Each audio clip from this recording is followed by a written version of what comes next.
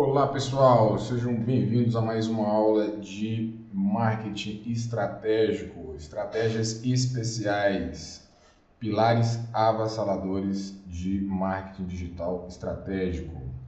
Nesse primeiro pilar aqui que a gente vai estudar hoje, a gente vai abordar o marketing de funil, beleza? O marketing de funil, como eu disse anteriormente, é o marketing mais tradicional e a forma de captação mais comum em relação ao marketing digital. Porém, muitas vezes os cursos online não abordam certos tipos de questões envolvendo o marketing de funil. Por quê? Porque nós temos o funil tradicional. Esse aqui é o funil tradicional. No exemplo tradicional, a gente tem inicialmente o tráfego, depois nós temos os visitantes, depois nós geramos os leads, depois nós geramos as oportunidades e depois os clientes. O que é isso aqui explicado de uma forma bem rasa mesmo? O tráfego é a forma de tráfego que você está utilizando. Se é tráfego pago, é uma coisa. Se esse tráfego pago é um tráfego que não é real, é outra coisa. Por quê? Você já deve ter se deparado com algum tipo de situação em que algum tipo de rede fornecia tráfego para você, mas esse tráfego é um tráfego falso, ou que a gente costuma dizer que é a política do cliente falso. A política do cliente falso é aquele cliente que não é um cliente real, e é uma política que a gente deve evitar a todo custo. Veja, por exemplo, um exemplo, né? Veja bem. Imagine que você tem uma plataforma de jogo, e essa plataforma de jogo, para um determinado jogador ter algum tipo de ganho nesse jogo, ele precisa assistir um determinado vídeo de uma empresa, e essa empresa é a sua empresa, ou a empresa do seu cliente. A partir do momento que o usuário vê esse vídeo e clica no link, ele está entrando e passando a ser um visitante da sua página, certo? Porém, na hora que ele vira visitante, você já adquiriu o tráfego desse cidadão, você já adquiriu a visita dele, você computadorizou, você foi lá no Google Analytics, verificou e você possui aquele visitante. Só que esse visitante, ele não está interessado no seu produto. Por que ele não está interessado no seu produto? Porque o produto que ele está interessado é o jogo que ele está jogando em outra plataforma. Ou seja, ele vai entrar na sua plataforma, ele vai ser um visitante contabilizado, porém ele não vai ser um lead. Por quê? Porque ele não lê o seu conteúdo. Então a gente tem que estar sempre preocupado em relação a esse funil aqui, principalmente no que tange ao tráfego, porque é o passo inicial. Se a gente tiver um tráfego mentiroso, a gente vai ter um cliente de mentira, a gente não vai ter um cliente real, porque o cliente está aqui no final desse marketing aqui, do funil. Beleza? Então, sempre prestar atenção nesses detalhes. Não é todo tráfego pago que é tráfego real. Além disso, nós já temos um pequeno empecilho aqui em relação ao tráfego. Por quê? O tráfego em algumas plataformas, como Cloudflare, por exemplo, você vai ver que você faz uma hospedagem, você hospeda aquele site, e aquele site tem uma quantidade de acessos gigantesca. Mas na hora que você acessa o Google Analytics, por exemplo, ou qualquer outro tipo de analítico de acesso, você repara que a quantidade de acesso real mesmo é bem menor do que aquela. Por que isso acontece? Porque o tráfego não é somente o tráfego orientado aos visitantes. O tráfego ele começa a partir do momento que alguma coisa trafegou em torno de um site. E essa coisa, por exemplo, pode ser simplesmente um motor do Google ou de qualquer outro search engine. Então isso não é contabilizado como visitante, mas é contabilizado como tráfego. Então se você não está visualizando o tráfego real do seu site, ou então não fez a aquisição real do tráfego, você está fazendo um problema analítico futuro. Por quê? Porque você vai ter quantitativos de número aqui que você não vai conseguir distinguir entre números reais e números mentirosos. Então, tomar muito cuidado com serviços disponibilizados na rede. Tem ferramentas hoje de automatização que conseguem gerar quantos acessos você quiser. É somente colocar o link do seu site e vai ter lá tráfego o dia inteiro. Né? É simplesmente uma renovação de tela. É a mesma coisa de abrir o navegador, ficar atualizando automaticamente o botão F5 para recarregar a página e a página vai ser recarregada quantas vezes você quiser ao longo do dia. Isso é tráfego? É tráfego, mas isso é tráfego mentiroso. Inclusive algumas práticas dessas aqui são extremamente perigosas, pois elas entram na blacklist, ou seja, lista negra, porque é identificado algum tipo de anomalia. Não faz sentido simplesmente você pagar um valor e ter 1 milhão de acessos. O que faz sentido é você ter 100 acessos reais por dia. Isso já muda a perspectiva do seu negócio. O que vale mesmo é você ter quantidade real de cliente, beleza? Então essa é a primeira coisa que não falam muito sobre tráfego. É o que é o tráfego real, beleza? Show de bola. Depois que a gente tem o tráfego real, a gente vai para os visitantes. Mas a gente ainda tem que voltar novamente no tráfego para pensar o que traz o tráfego real, então. Eu falei com você que a gente tem o tráfego mentiroso, mas e o tráfego real? O tráfego real você vai aprender utilizando as outras ferramentas de marketing e estratégias que a gente tem no curso. Porque aí você vai entender, por exemplo, que o seu tráfego real aqui veio do Facebook, veio do Instagram, veio do Twitter, veio do Google, veio de acesso orgânico, veio acesso de link direto, veio acesso do cartão de visita que foi entregue na empresa, veio através de uma música que foi baixada lá no Spotify, no podcast ou algo do tipo, e o cliente clicou lá. Então, o tráfego é algo que vocês vão ver ao longo do curso inteiro, em diversos insights e formas. A gente vai estar mostrando, vou estar demonstrando para você qual a forma de você conseguir um tráfego real. Show de bola? Depois a gente passa para o visitante. Aqui a gente já tem uma tratativa importante, porque a gente já começa a visualizar o visitante daqui, ó. Se a gente perde informações desse visitante, isso já vai implicar no reaproveitamento de dados e informações das nossas oportunidades futuras. E aí depois a gente tem os leads, que são as pessoas que vão ler. Elas vão visualizar a nossa publicação, seja no site, seja em qualquer outro local. E aí a gente vai apresentar o que está escrito aqui como oportunidades, na verdade é apresentar o seu produto. Quando é mais oportunidades, porque você pode apresentar um mix de produtos, mais de um produto. E então você vai ter o cliente aqui embaixo. Então, o funil tradicional é esse, mas você precisa pensar estrategicamente o que acontece em cada etapa dessa daqui e o que acontece nas entrelinhas entre cada etapa dessa daqui. E o aspecto de conversão, quanto que está vindo de tráfego, quantos desses que estão sendo visitantes e quantos desses que estão sendo leads e assim sucessivamente. Uma boa tática que é utilizada é a tática do 10%. A tática do 10% é você imaginar aqui que você precisa de um número como referência. A gente trabalha com índices, ou seja, se você tem 10 redes sociais e você trabalha com um número lá de 100 em cada rede social, você tem 1000 aqui no início do funil. Desses 1000, 100 serão visitantes. Desses 100, 10 irão realmente visualizar a mensagem. Desses 10, apenas um irá clicar na oportunidade e apenas um vai ser cliente. O trabalho que você vai fazer em torno disso aqui é para aumentar essa taxa para acima de 10%. Porque, veja bem, 10.000 baixou para 1.000, baixou para 100, baixou para 10, baixou para um cliente. Então, você vai ter que pensar na perspectiva inicial de quê? De que eu preciso de 10.000 visitas para me fazer a venda do meu produto. Eu preciso de 10.000 alunos entrarem no meu site, 1.000 alunos desses, para desses 1.000 alunos 100 ler sobre o meu curso, para 10 alunos desses olharem as oportunidades e clicar em algum tipo de link, para apenas um único aluno comprar o curso. O curso é pago?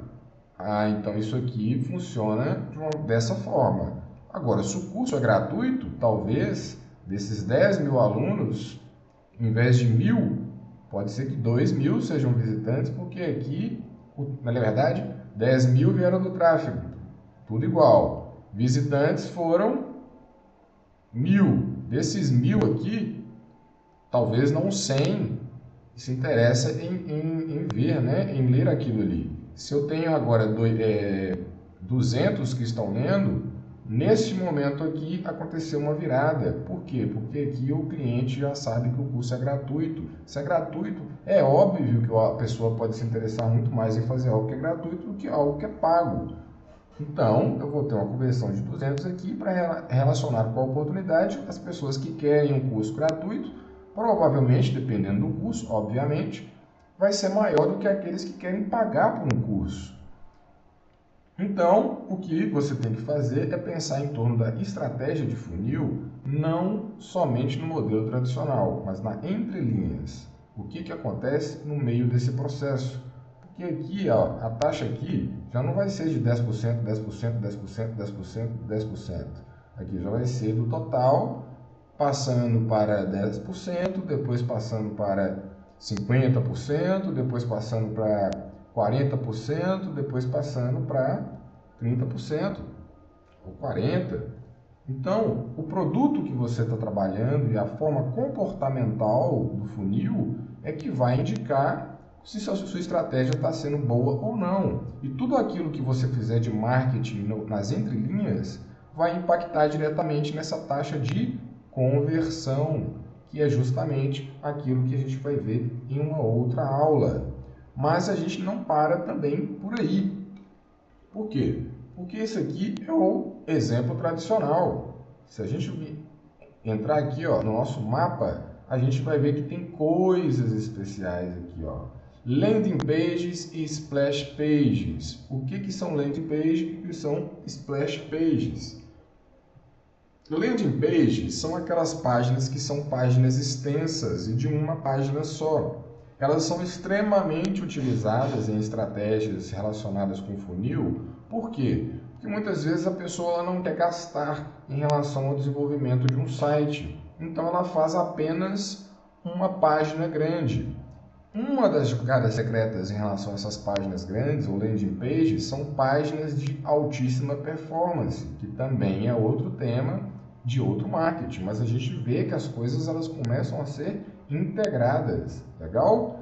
Então, antigamente, o desenvolvimento de sites, para fazer uma página de menor tamanho possível, a gente utilizava um programa chamado Dreamweaver e fazia o fatiamento de um site. E esse fatiamento funcionava de qual forma? Se pegava uma imagem completa de um site inteiro, e essa imagem completa era fatiado apenas alguns pedaços que eram os botões. E esses botões tinham um link ou algum tipo de operação a ser feita ali.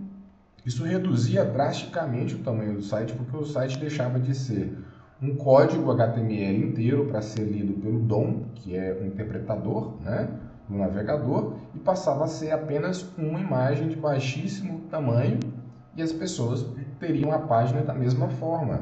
E por que isso funcionava antigamente e o porquê não funciona atualmente? Os sites atualmente eles são responsivos, ou seja, eles têm uma resolução diferente conforme mobile, conforme tablet, conforme desktop.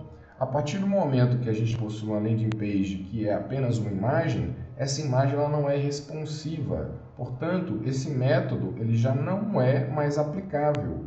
Mas se você tem uma landing page que tem um carregamento extremamente rápido, com certeza você está à frente de muita coisa, beleza? E aí a gente chega também nas splash pages. Splash pages, na verdade, não são chamadas nem de splash pages, mas de splash necessariamente. Splash é o efeito ou aquela logo que é apresentada no início de um produto.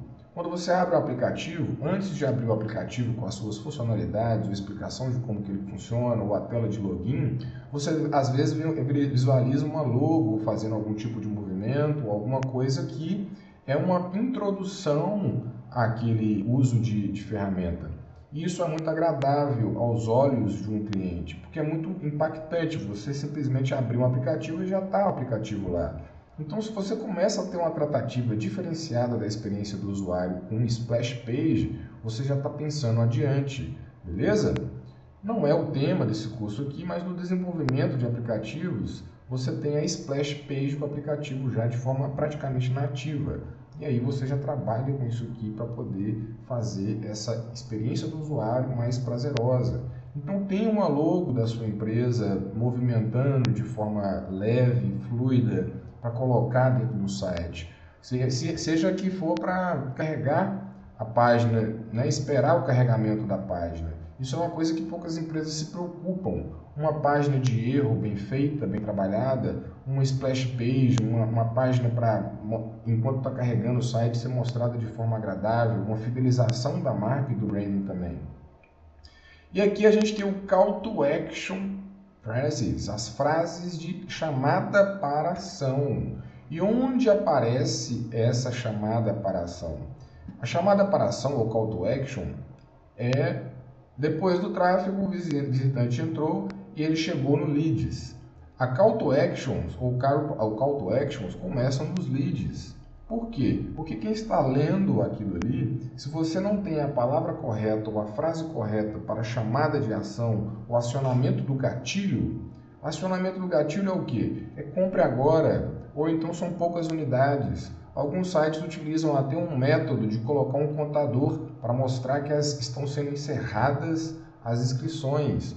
Isso faz com que se crie um senso de urgência no usuário e faça com que ele compre com mais rapidez, né? E aí é um pouco cruel porque a gente está trabalhando com o impulso de alguém. E esse impulso não é muitas vezes por uma afinidade em relação ao recurso, mas simplesmente porque ele pode estar desesperado e, poxa, não posso perder essa oportunidade e vou comprar. Isso funciona, gente? Funciona. Mas isso, ao meu ver, não é a melhor forma de estar trabalhando com o cliente, porque para mim o produto está tendo que ser bem explicado para a pessoa realmente ter interesse naquilo. E não necessariamente o ganho, né, porque isso funciona, que necessariamente é o melhor ou politicamente correto de ser utilizado. Sem contar que isso também é método utilizado por outros cursos. Então, não que eu não indique, só estou falando o que é aquilo. O tempo funcionando é o quê? É uma chamada para ação. Mas Call to Action são frases. Essas frases são frases especiais, estudadas, e vocês podem encontrar em alguns sites quais são essas frases, como um gerador dessas frases, né? Deixe seu melhor e-mail. Isso é uma Call to Action para você trazer alguém para a sua lista de e-mail. Se você está usando um sistema de newsletter, você também já está adiante porque você já está pensando no e-mail marketing. Mas você precisa utilizar a frase correta. Então, tem que pensar nessas frases corretas em torno de engajamento com o seu usuário. Se o seu usuário vê uma frase de impacto que ele está muito mais íntimo em relação a isso, ele já está entrando no seu produto, entrando no seu mundo e na maior possibilidade de compra disso, consequentemente. Legal? Beleza, aí a gente passa então para as pessoas que vão subscrever, né? As pessoas que vão assinar, os eventos de assinatura. Os eventos de assinatura não são somente aquelas pessoas que vão aderir ao e-mail marketing, né? Esses eventos de assinatura aqui também são o login facilitado. Se você tem no site um login facilitado, igual o Udemy, a gente entra, a gente pode fazer o login com o nosso e-mail, a gente pode fazer o login com o nosso Twitter, a gente já tem um cadastro feito em outro momento. Se a gente reduzir o operacional do nosso usuário, nós estamos trazendo ele para mais perto da gente. A gente está conseguindo fazer com que ele chegue mais próximo do produto e é o interesse nosso e a oportunidade para ele, certo? E é isso aí.